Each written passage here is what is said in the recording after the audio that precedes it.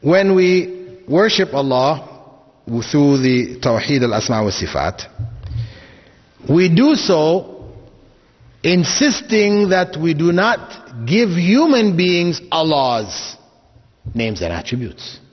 As we don't give Allah human attributes or the attributes of His creation, we also should not give the creation the attributes of Allah, which is what has happened in certain groups. You can find it in the Old Testament, New Testament, where they speak of Melchizedek. Melchizedek is described as being without father or mother or genealogy. He has neither beginning of days nor end of life. This is one without beginning or end. This is Allah. So we cannot give these descriptions to human beings. And this is the area within which, or through which, Shiites deviated from mainstream Islam. I know some people think it's because they believe in mut'ah, temporary marriage, or other things that they have in their system that they have made permissible, which the main body of Muslims do not allow.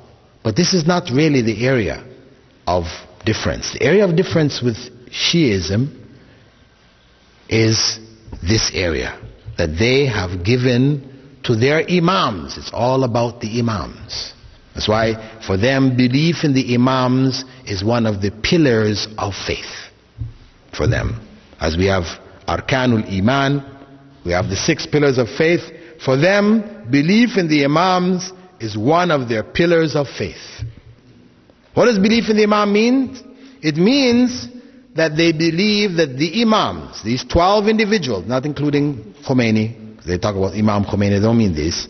They mean Ali, Hassan, Hussein, those are his 2 sons, and from Hussein another 9 descendants who they call together the 12 imams. Now, what are the qualities of the 12 imams? First, among those which are the qualities belonging to Allah, is that they are absolutely infallible. They cannot commit error, not even error of thought, not even to think wrong, a mistake, accidentally, deliberately, inwardly, outwardly, no way. No, some people, if you mention this to Shia, they may say, no, we don't believe that. No, we don't believe that. Well, there is a book called The Faith of Shia Islam. And it's not one book, but there are many books like this, written by Muhammad Rida al-Muzaffar, one of their scholars, in which he states there on page 35, on page 32,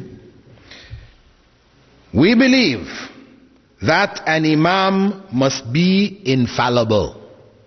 That is to say, incapable of making errors or doing wrong, either inwardly or outwardly, from his birth to his death, either intentionally or unintentionally. What does that mean? We say that is Allah, incapable of error. Otherwise, as the Prophet ﷺ said, all of Adam's descendants commit errors, including the imams, including the prophets. So this is the beginning of their deviation. Secondly, they claim that the imams have absolute knowledge. They have knowledge of everything. Everything that was and would be, past, present, future, and this knowledge is intrinsic to them. We say that is Allah. Only Allah has knowledge of all things. And again, you will find Shiites will say, no, we don't believe this. But when we go to the faith of Shia Islam, as well as the book called Islam, put together in Tehran by a group of Muslim brothers, edited by Saeed Akhtar Rizvi, we find there Muzaffar saying in the same book, same pages, We maintain that the powers of the Imams to receive inspiration has reached the highest degree of excellence, and we say that it is a divinely given power. Well, however you say they got it, think about what it says. By this means, the Imam is able to understand information about anything, anywhere, and at any time. What does that mean? Knowledge about anything, anywhere, at any time. And of course, you will find in their main book of hadith, equivalent to our Bukhari, Al-Kafi, chapters which headed, the Imams know when they're going to die, where they're going to die, all this kind of information.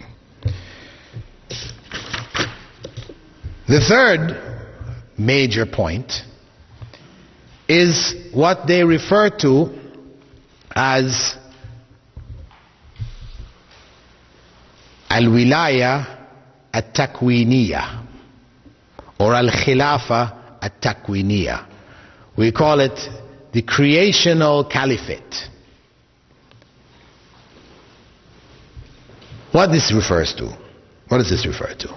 As Imam Khomeini said in his book called Al-Hukuma Al-Islamiyya on page 52, certainly the Imam has a dignified station, a lofty rank, a creational caliphate, and sovereignty and mastery over all atoms of creation. Sovereignty and mastery over all atoms of creation. This is the statement. This is in their books. And this is it's not obscure books by obscure, because of course you can pick up, if you talk about mainstream Islam, you can find some obscure books with all kinds of nonsense in there, right? And they say, well, we don't really believe this. This is some obscure individual. We're talking about Imam Khomeini, the leader recognized by the main body of Shiites of the world, the Ithna Ashriyas of Iran and Iraq, as being their modern leader, source of knowledge, Ayatullah, right? So that's their belief, and this is where they have deviated.